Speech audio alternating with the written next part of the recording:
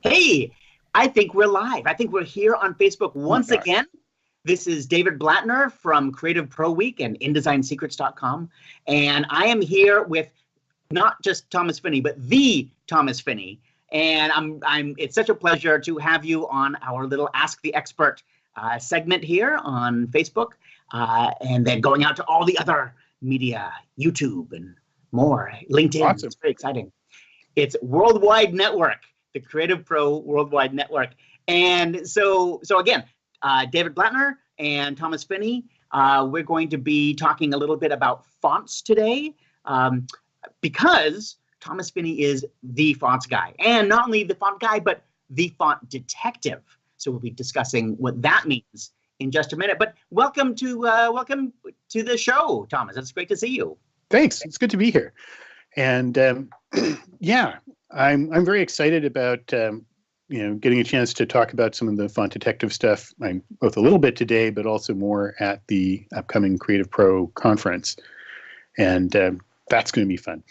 Yes, because Thomas is going to be speaking at Creative Pro Week. Yep. Some of you may not have known that. He's going to be one of our speakers at Creative Pro Week on Wednesday and Thursday, talking about two different topics, discussing the idea of fine-tuning your type or getting the most out of your type, because there's all kinds of stuff that's hiding inside of most fonts that people don't know about. And then on Thursday, you'll be talking about the font detective stuff. So Let's start with the first part. Let's talk about fonts themselves and some of the hidden stuff that's inside of fonts. But first of all, I just have to ask you, the important question here. Look, we've got Times, we've got Helvetica. Do we really need anything else? I mean, heck no.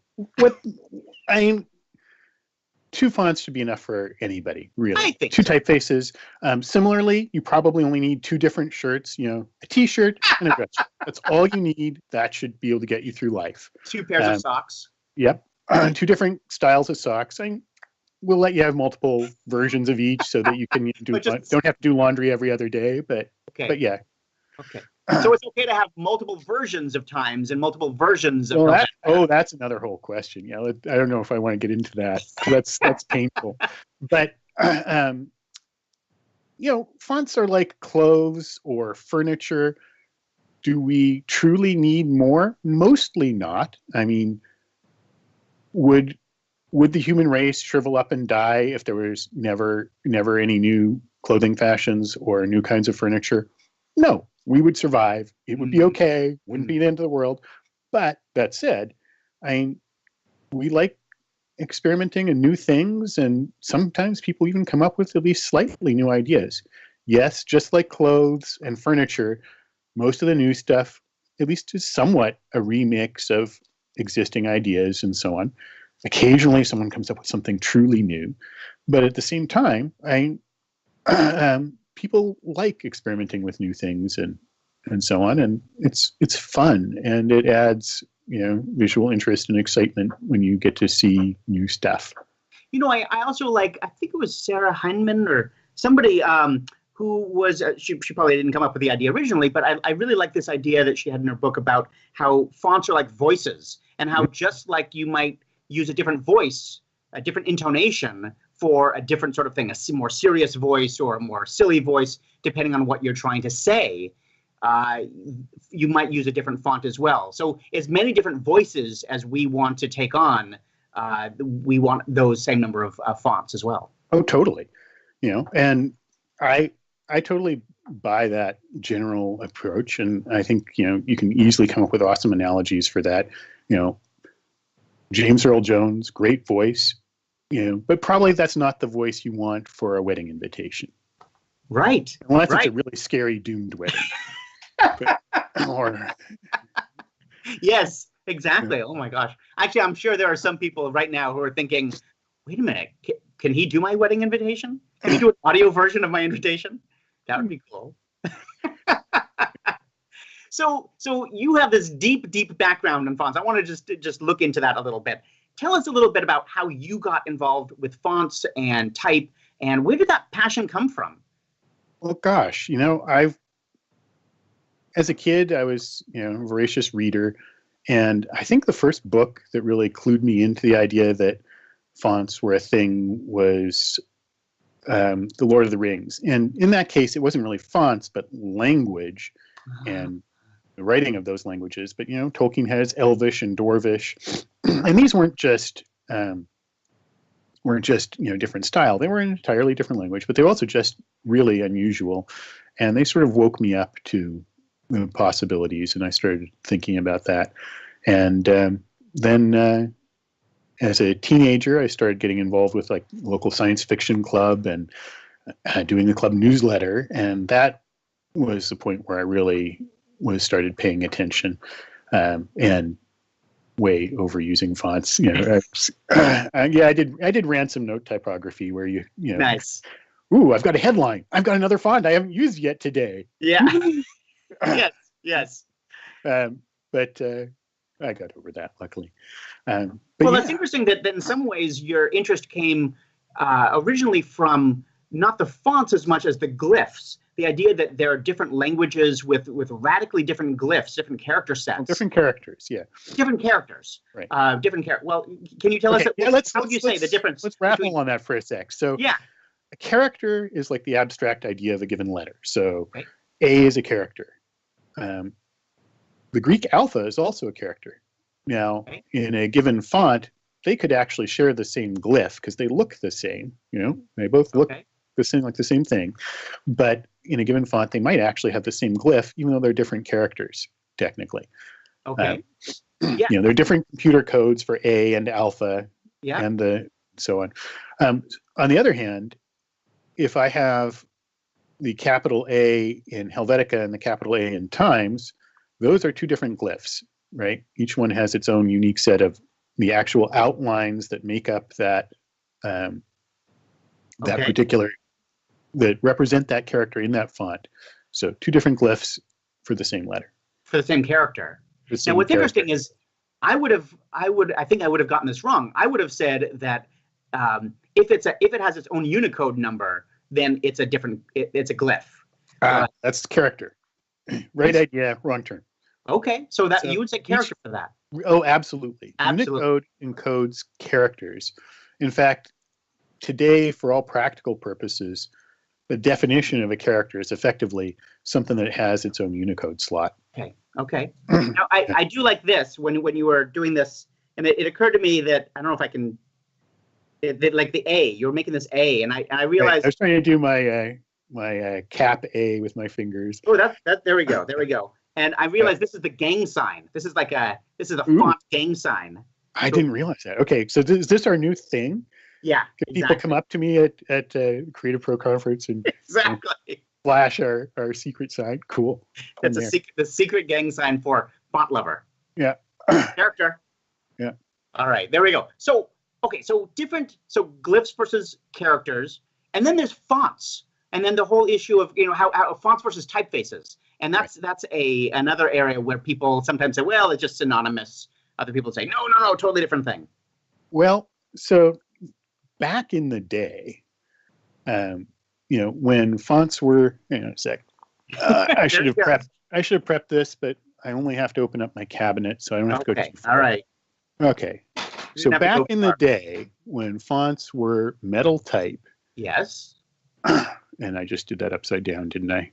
That's okay.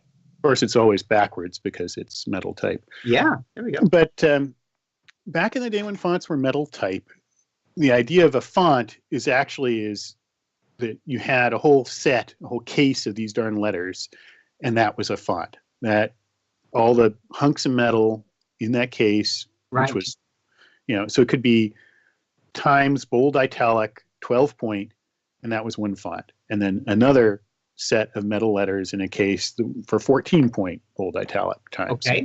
Yep. So back in the day, there was a very clear definition because a font was something you could hold in your hand. Mm-hmm.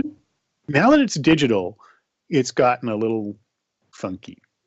So nowadays, one big difference is point size doesn't necessarily matter in that you can scale a digital font to any point size. If I'm using it this size or 3 times as big, either way, it's just your computer takes the same set of outlines and scales them up, away you go. So for that reason, we don't, nobody thinks that 12 point and 14 point are different fonts today. However, in common usage, and it's really the fault of the computer. And what I'm about to say is, when you pick a font off of a font menu on your computer, the average user in a word processor especially is using, they get the bold or italic by hitting a button, a bold or italic button. And so in their heads, that's just formatting, right? It's just like indenting it differently or something. Right. They don't know that behind the scenes, if there's a real bold or italic font, the computer is swapping out to a different file and a different font. But in fact, that's what's happening behind the scenes. But to them, it's like Times is just one font, and there's some styling that they're doing. Most of us who are sort of professionals working with fonts all the time, think of the regular, the italic, the bold, and the bold italic as 4 separate fonts. Right. Part of that is we know that when we go and need to find these things and install them, that there are 4 separate files. Yep. So effectively, for most practical purposes, it ends up being, with current tech this week, that one font equals one file. So I think one of the interesting things, I love your point about it being like 10 point or 12 point being different than a 14 point font in the old days. Yeah. And I found it fascinating that in the old days, back in the old days, sometimes they were actually even different. How do you say it? I mean, it wasn't just larger. It was maybe the different spacing or slightly different shapes slightly from one size to another. Yeah. And that's something that we haven't seen a lot of in digital fonts, but we're now starting to see the possibility of that with the whole variable font thing. I wanted to see if that's something. I love that. Are you seeing that more? I think we are, and I think we have been for a little while now. But the variable font stuff is still relatively early days. But to go back first, let's describe variable fonts a little bit. First, let's explain what you're talking about with different designs or design tweaks for different sizes. Let me talk about that for a sec. Okay. And then we can talk about how variable fonts can be used to make that happen and what those are. So what you're talking about is broadly referred to these days mostly as optical size, which is a term that Adobe popularized back in the back in the 90s, the multiple master days. And it was not a completely new idea at the time. Certainly not, because it really dates back to metal type. So the general idea is that back in the days of metal type, when people made a compatible design at a different size, well, first, prior to the late 19th century, they had to redraw the whole thing anyway. And so it was natural as heck to make minor modifications and change things as they got bigger. Plus, when you print, there's a certain amount of ink bleed and so on. And they can take that into account when they're designing the metal type for a particular size. Plus, there's also just the fact that what we need in a font is a little different if it's super tiny versus super huge. If it's big enough, we can put in more fine details. The thin lines could be thinner, and so on. At smaller sizes, we need some basic stuff like slightly looser spacing, but also the fine details need to be sturdier. So if you have some, tiny serifs, if you just scale them down at 6 point or something, that's going to start to be a problem in printing. And so what people did was they made different designs. Late 19th century, along comes the pantograph, which is this wild, wacky Rube Goldberg-like contraption that particularly Lynn Boyd Benton with ATF. This will be on the test. This will be on the test. The pantograph. All right, take notes. It's something called the, what was it called? It was a pantographic engraving machine, basically. Okay. There was a standard term for this that's escaping me at the moment. But basically, it allowed him to trace type at one size and duplicate it to a different size. And it was really funky, an amazing device. At first, when he first tried to patent it, patent office initially refused the application because they said this was impossible. And then he went to the patent examiner's office and demonstrated that he had it working. Wow. It was a functioning thing, or so the story goes. Anyhow, so that's when we started getting early versions of scalable type. But even with a pantographic engraver, there was still a process where they were doing something to duplicate the font to a different size. And at the same time, they could make some small adjustments. And for Benton was one of the founders of ATF, American Type Founders. Yeah. And they had this whole standard system for how they did this. They would have these little paper slips with info, cutting slips, they called them, which had the info about what adjustments you wanted to make to the pantographic engraver for a particular size. And more recently, I have this book on my shelf somewhere. Someone actually wrote a whole book about all these optical size adjustments that were done originally in metal type back in the day. And how they adjusted the type and what kinds of adjustments they did across a range of sizes. And nowadays, okay, so that's the ancient history. So what the heck does this have to do with today? So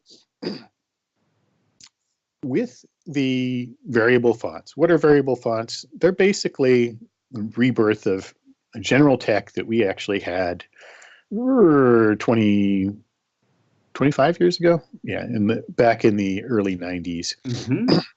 And both Adobe and Apple invented technologies in this area. Apple came up with GX variations, and Adobe with multiple master. And both of these technologies did, broadly speaking, the same thing, which is the idea that you could have two or more different master designs and interpolate between them. So you could have a super light font and a super bold font, and rather than have 6 or 3 or 12 or however many fonts to represent this range between light and bold, light, regular, semi-bold, bold, heavy, black, whatever. Instead of doing that, you could now just have, besides picking out predefined versions like that, you could just have a slider and get anything in between.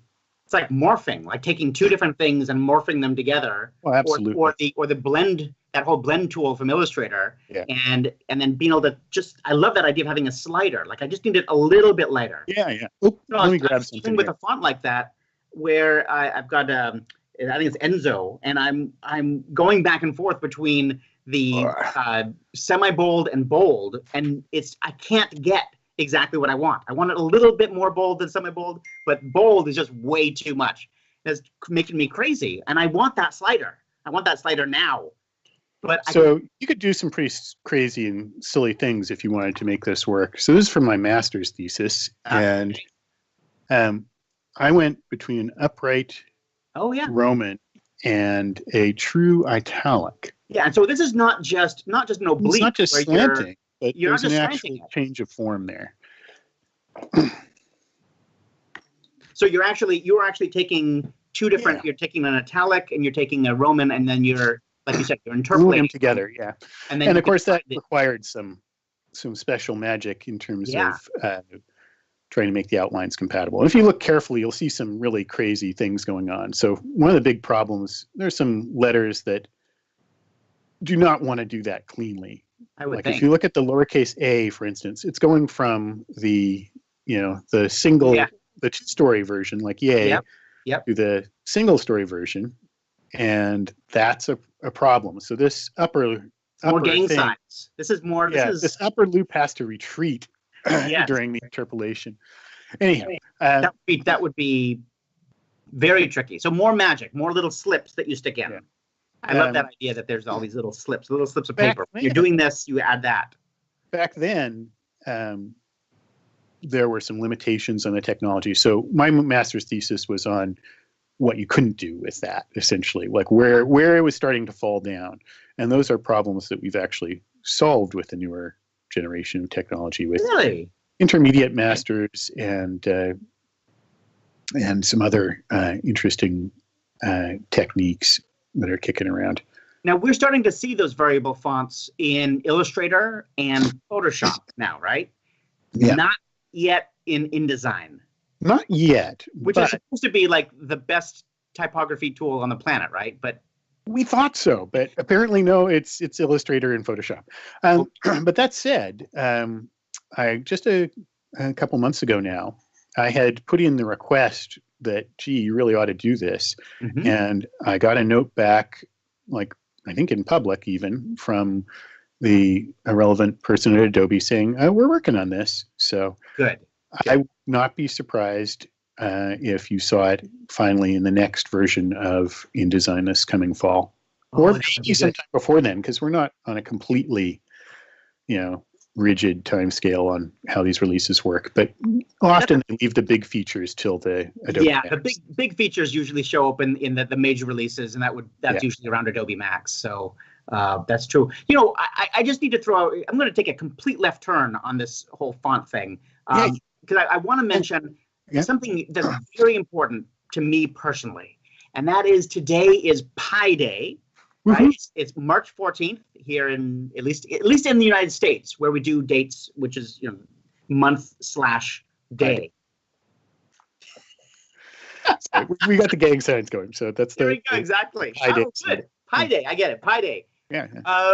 So we do month/day, so it's 3/14, which is what we call Pi Day. Everywhere else we have to do approximation day, a Pi approximation day, which is July 22nd, right? July 22nd is in Europe, and the rest of the world is 22/7. A good approximation of I didn't know that. So, that they were using that as Pi Day in Europe. It's Pi approximation day. And I want to point out that just before... a pint. I've got a pint. Can you see that there? I've got a pint glass. Very funny, from my friend Marcy Eversole gave this to me for my birthday. The pint glass, drinking on pint. Awesome. This is why, by the way, Thomas, when I tipped over my water, I never have open water on my desk because there's a lot of equipment sitting here. But today, for the one day, because it's Pi Day, I had to be using my pint, and I actually spilled water all over my desk just before we started here. So anyway, Pi, what's interesting about Pi is not just that it's a character and a glyph character. Well, both, yeah, sure. It's a character, but it's also, and it's not just a number, but Pi has a special meaning in type. Especially in old style type. Can you tell us a little bit about Pi and what Pi type is? Well, there's a couple of meanings. One is the notion of a Pi font. And a Pi font. There are a bunch of different terms for this. So Pi font. So here's the thing. Just as there are today, fonts are pretty arbitrary in terms of what you can stick in a font. Back in the day, you had a standard case that you had to stick your font in.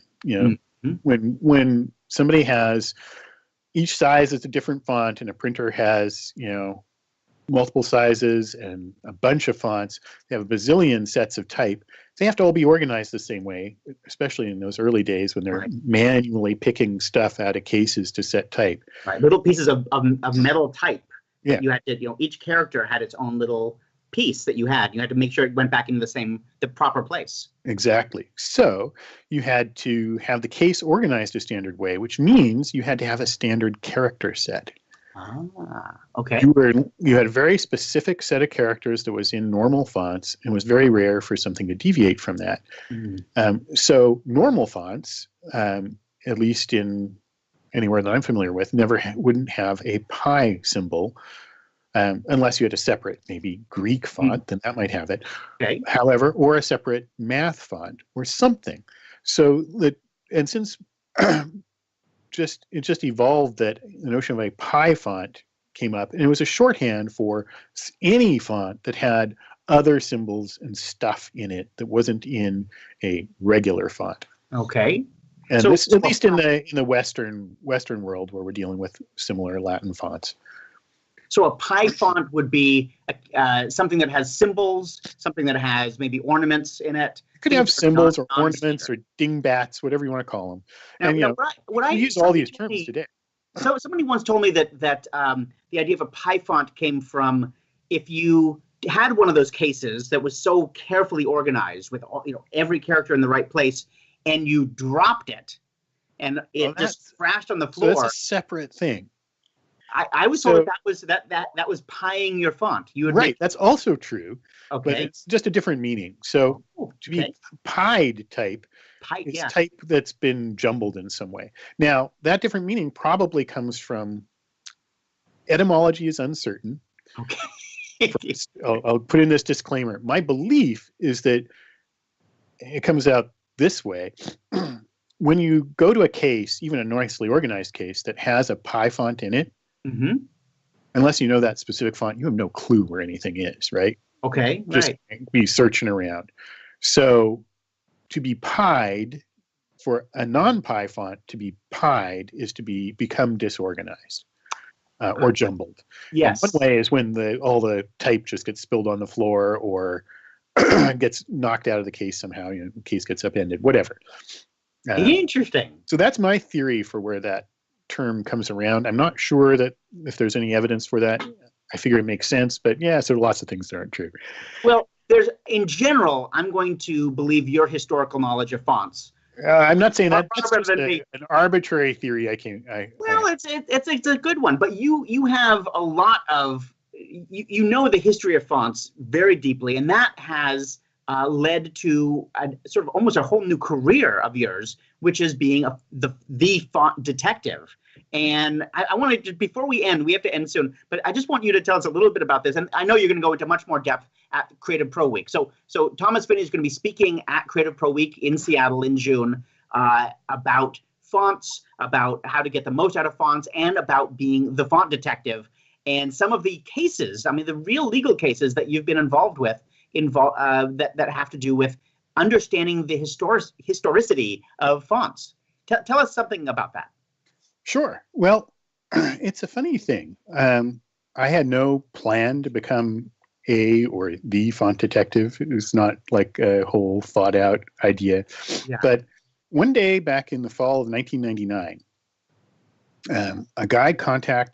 a lawyer contacts Adobe, where I was working at the time, and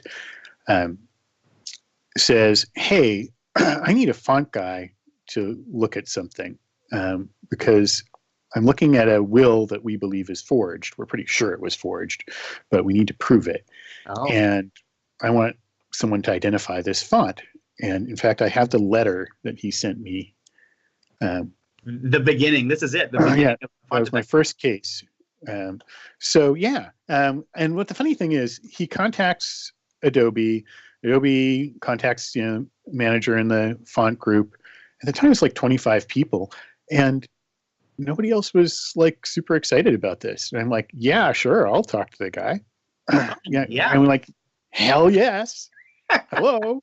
I didn't know. It was like weird to me that nobody else was jumping at the opportunity, but and so I did. And it was funny because in this case, he sends me this document, and I'm like, oh man. So it's dated in the early 80s.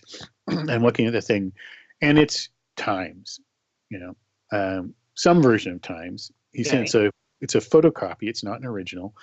And I'm like, dude, this is Times has been around forever.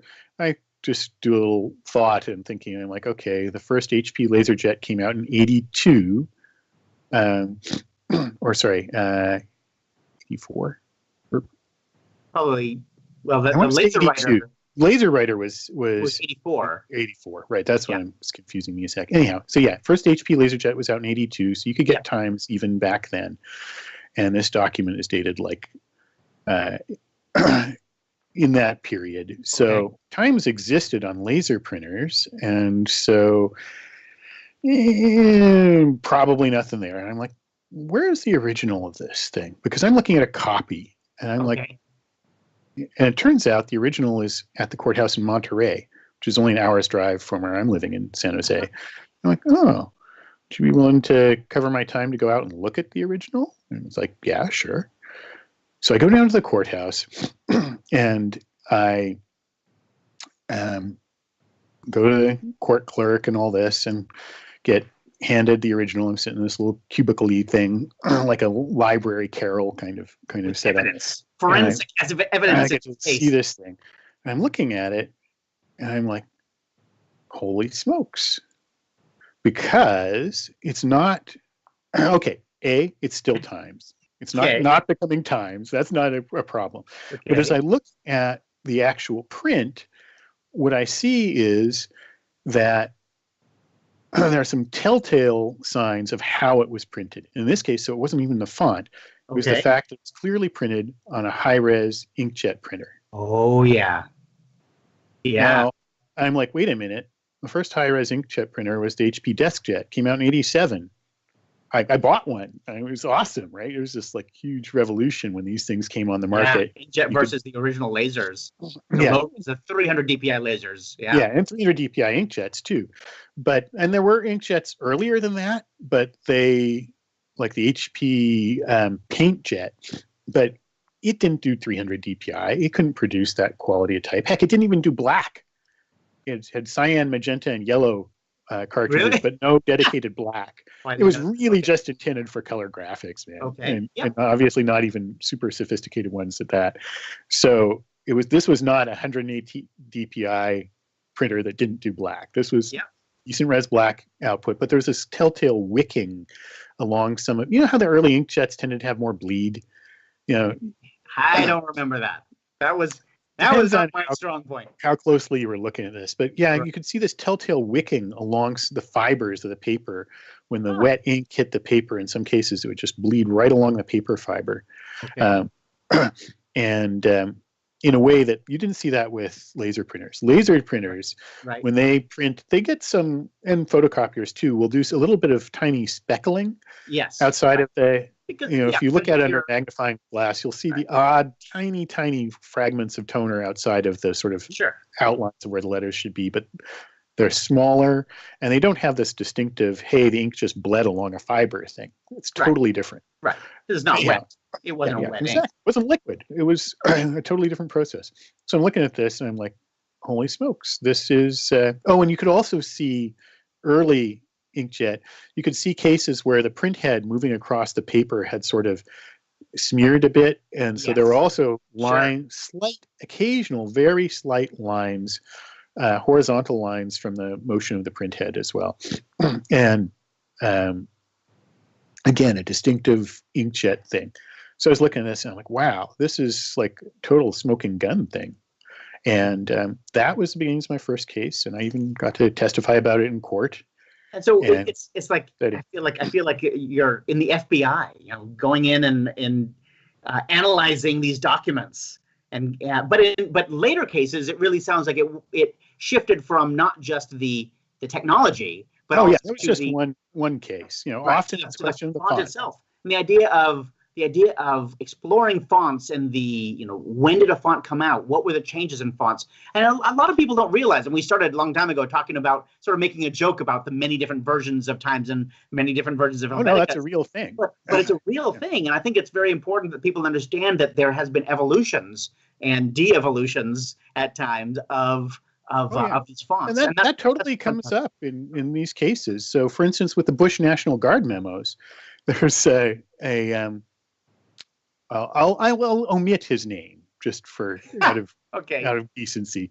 Poor fellow. But there was a communications prof who was opining about the Bush National Guard memos. And because he was sort of on side with CBS, the producer gave him access to better quality copies of the memos than most of us ever got to see. And he looked at these better quality copies and he looked at them very closely and said, I'm sure this is a typewriter, and in any case, it's definitely not Times New Roman, and here are this, and this reasons. Here are these definite differences between this and Times New Roman. And I look at his list, and then I pull up a slide I'd made from a case I'd done just before that, and I'm like, he just enumerated a whole bunch of reasons why in which Times Roman, the linotype version, differs from Times New Roman, the monotype version. Okay. So on the one hand, taking him literally, at least for that part, yes, he's right. It's not Times New Roman, but he's effectively pretty much proving, hey, this is Times Roman. And what was the it? What linotype version of the font. I don't remember that. So what was the upshot of that? What was what happened when that became known? Well, so I'll talk more about this some other You'll time. talk about it at the conference. It's complicated, but the short version is that some of the key people at CBS lost their jobs over it. Some of the people involved in this. So Dan Rather, the news anchor. Yeah. First, he was just kind of demoted, and then a year later, he left.